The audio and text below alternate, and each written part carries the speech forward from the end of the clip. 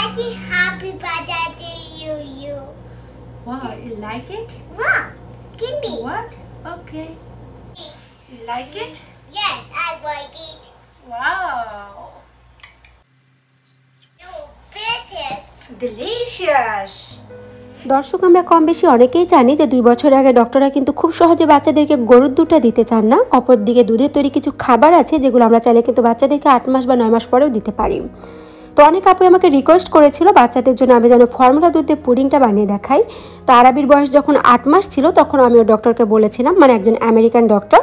তো ডক্টর বলেছিল 8 মাস থেকে না দিয়ে আমি চাইলে কিন্তু 10 মাস থেকে দিতে পারবো। আর যদি পুডিং দিতেই হয় তবে সেটা ফর্মুলা দুধ দিয়ে না, একেবারে ডিরেক্ট গরুর দুধ দিয়ে দিতে হবে। তো ফর্মুলা দুধ দিয়ে কেন পুডিং বানানো যাবে না, আর ফর্মুলা দুধে পুডিং বানালে কী ধরনের ক্ষতি হতে পারে, তো সব কিছু না আজকের ভিডিওতে আমি ডিটেলসে আলোচনা করব। তাই হোপ যে আপনারা পুরো ভিডিওটি শুরু থেকে শেষ পর্যন্ত দেখবেন, কারণ ভিডিওটি যদি আপনারা কেটে দেখেন তাহলে কিন্তু অনেক ইম্পর্টেন্ট তথ্য মিস করে যাবেন।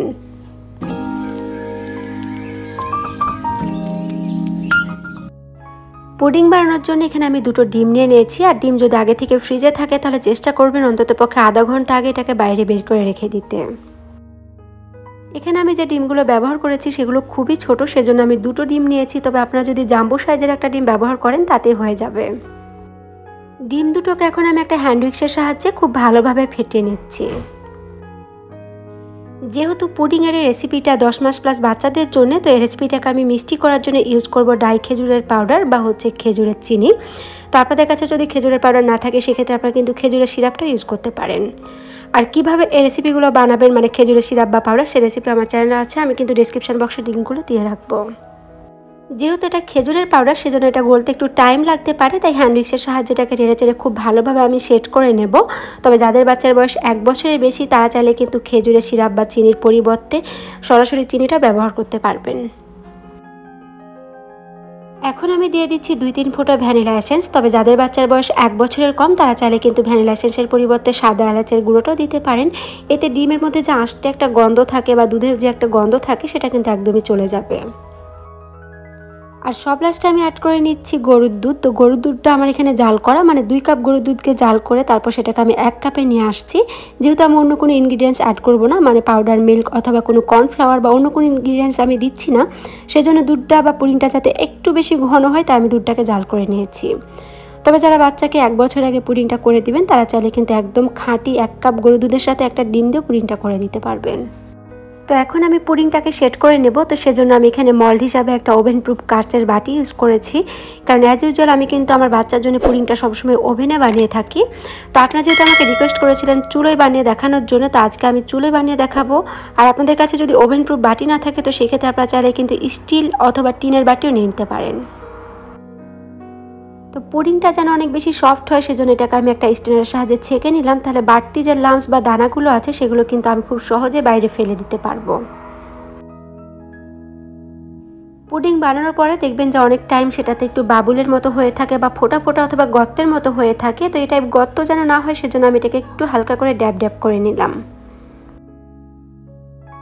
তো যে বাটিতে পুডিং বসানো হবে সেই বাটিটাকে কিন্তু অবশ্যই ঢেকে দিতে হবে। আর এখানে আমি একটা ঢাকনা ইউজ করেছি। আর আপনাদের কাছে যদি ঢাকনাযুক্ত বাটি না থাকে তো সেক্ষেত্রে আপনারা কিন্তু টিন অথবা স্টেনলেসের যে কোনো ঢাকনা বা বাটির সাহায্যে ঢেকে দিতে পারবেন। পুডিংটা যেহেতু আমি চুলোয় বানাবো সেজন্য আমি এখন একটা প্যানের মধ্যে দিয়ে দিলাম পেপার টাওয়াল। আর আপনাদের কাছে পেপার টাওয়াল না থাকলে আপনারা কিন্তু যে কোনো পাতলা কাপড়ও দিতে পারেন। আর এভাবে পেপার টাওয়াল বিছিয়ে তার উপরে যে পুডিংয়ের বাটিটা আছে সেটা রাখলে দেখা যাবে পুডিংটা কিন্তু খুব ভালোভাবে ভেতর থেকেও পারফেক্টলি রেডি হয়ে যাবে। আর আপনারা যদি কোনো ধরনের কাপড় বা পেপার টাওয়াল না দেন তখন দেখা যায় ডিরেক্ট তাপটা কিন্তু প্যানের মধ্যে লাগতে পারে, এর ফলে কিন্তু বাইরে থেকে পুডিংটা রেডি হলেও ভেতরে ভেতরে কিন্তু কাঁচা থেকে যেতে পারে।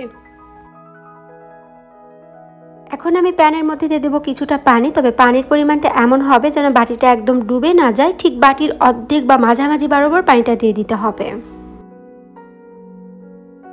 প্যানটাকে এখন আমি একটা ঢাকনার সাহায্যে ঢেকে দেবো যেন কোনো ধরনের ছিদ্র না থাকে, এই টাইপ ঢাকনা নিতে হবে। আর যদি কোনো ছিদ্রও থাকে তাহলে সেটাকে টিস্যু অথবা কোনো কিছুর সাহায্যে বন্ধ করে দিতে হবে। আর চুলার পাওয়ারটা আমি একদম লো হিটে রেখেছি, মানে সবচাইতে কম যে পাওয়ার সেই হিটে রেখেছি। তো সব মিলে আমার এই পুডিংটা রেডি করতে টাইম লেগেছে 40 মিনিট মতো। তবে কেউ যদি পুডিংটাকে মিডিয়াম হিটে জাল করতে চান তাহলে হয়তো সেই ক্ষেত্রে টাইমটা কমে যাবে, মানে 20 মিনিট মতো লাগতে পারে। আর আসলে চুলার পাওয়ার উপর ডিপেন্ড করবে যেটা কেমন টাইম লাগবে বানাতে।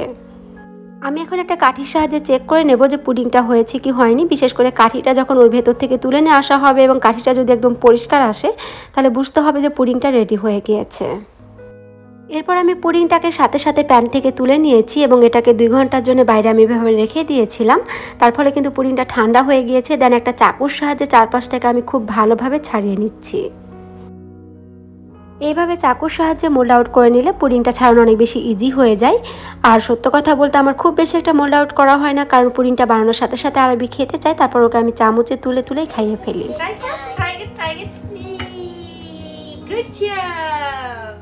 তো রেডি হয়ে গেল বাচ্চাদের জন্য অনেক হেলদি একটি পুডিংয়ের রেসিপি, এবং এই রেসিপিটা আমি আমার বেবিকে 10 মাস থেকে ডক্টরের পরামর্শ মতো বানিয়ে দিয়ে থাকি।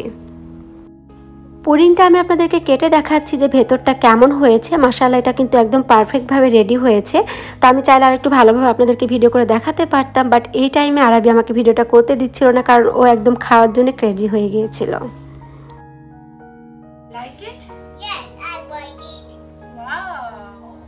এখন প্রশ্ন হলো যে এই পুডিংটা বাচ্চাকে কখন থেকে দেওয়া যাবে। তো পার্সোনালি আমি আমার বেবিকে কিন্তু এটা 10 মাস থেকে দিচ্ছি। আলহামদুলিল্লাহ, ওর কখনো কোনো প্রবলেম হয়নি। তো প্রতিটা বাচ্চা যেহেতু আলাদা আলাদা, প্রতিটা বাচ্চা ডাইজেস্টিং পাওয়ার আলাদা, মানে তাদের হজম ক্ষমতাও কিন্তু আলাদা হয়ে থাকে। ইভেন ডিম থেকে কিন্তু অনেক বাচ্চার অ্যালার্জির মতো প্রবলেম হয়ে থাকে। তো যে সকল বাচ্চাদের কোনো ধরনের প্রবলেম হয় না বা ডক্টরের পরামর্শ মতো 1 বছর আগে শুরু করেছেন, তারা চাইলে এটি কন্টিনিউ করতে পারেন। আর যে সকল বেবিদের একটু ডিম দুধ থেকে প্রবলেম হয়ে থাকে, খুব সহজে খাবারগুলো হজম করতে পারে না, তারা চাইলে কিন্তু একটু লেট করে দিতে পারেন। তবে দর্শক, বাচ্চাকে যখন কোনো নতুন খাবার দেওয়া হয়, মানে নতুন খাবারের সাথে পরিচয় করিয়ে দিবেন, সবসময় চেষ্টা করবেন সেই পরিমাণটা অল্প করে দিতে, মানে একদমই কম, 1 চামচ বা হাফ চামচ অথবা 2 চামচ পরিমাণে দিয়ে দেখবেন। বিশেষ করে দই, পুডিং বা ঘি, বাটার, এই টাইপ খাবারগুলো যদি দেখেন বাচ্চার কোনো প্রবলেম হচ্ছে না, মানে ডায়রিয়া, পেট ব্যথা কিংবা অ্যালার্জির মতো কোনো ধরনের প্রবলেম হচ্ছে না, তখন আপনি সেটা কন্টিনিউ করতে পারবেন। আর যদি মনে হয় এগুলো খাওয়ার পরে কোনো ধরনের কোনো প্রবলেম হচ্ছে, তাহলে সেটা বন্ধ করে দিন। এখন আমরা জেনে নেব যে বাচ্চাদেরকে কেন ফর্মুলা দুধ দিয়ে পুডিংটা বানিয়ে দেওয়া যায় না। তো আরবির বয়স যখন 8 মাস ছিল, তখন আমি ওর ডক্টরকে বলেছিলাম যে আমি আরবিকে পুডিংটা দিতে পারবো কিনা। তো ডক্টর বলেছিল 8 মাস থেকে না দিয়ে আমি যেন 10 মাস থেকে শুরু করি, আর ফর্মুলা দুধ দিয়ে না দিয়ে ডিরেক্ট যেন গরুর দুধ দিয়ে আমি শুরু করি। কারণ আমরা যারা বাচ্চাদেরকে ফর্মুলা দুধ খাওয়াই রেগুলার, তারা তো কম বেশি সকলেই জানি যে ফর্মুলা দুধ কিন্তু অতিরিক্ত তাপে যেমন জাল করা যায় না, আবার অতিরিক্ত গরম পানিতেও কিন্তু গুলানো যায় না। এর ফলে কি হয় যে বাচ্চাদের ফর্মুলা দুধের যে পুষ্টিগুণ আছে সেটা কিন্তু নষ্ট হয়ে যায়। ইভেন আমরা এটাও জানি যে ঠান্ডা পানিতেও কিন্তু বাচ্চাদের ফর্মুলা দুধটা গুলাতে হয় না, কারণ তাতে কিন্তু ফর্মুলা দুধটা ঠিকমতো গুলে না, এবং এর ফলে এই ঠান্ডা পানিতে গুলানো ফর্মুলা দুধ যদি বাচ্চাদেরকে খাওয়ানো হয়, তাহলে কিন্তু বাচ্চাদের পেট ব্যথা, ডায়রিয়ার মতো প্রবলেম দেখা দিতে পারে। আর পুডিং যখন চুলায় বা ওভেনে দীর্ঘ টাইমের জন্য তাপ দিয়ে বানানো হয়, তখন দেখা যায় পুষ্টিগুণ অনেকটা নষ্ট হয়ে যায়। তার ফলে কি হয় যে এই পুডিংটা কিন্তু বাচ্চাদের জন্য আর খুব বেশি একটা হেলদি খাবার হিসেবে বিবেচিত হয় না।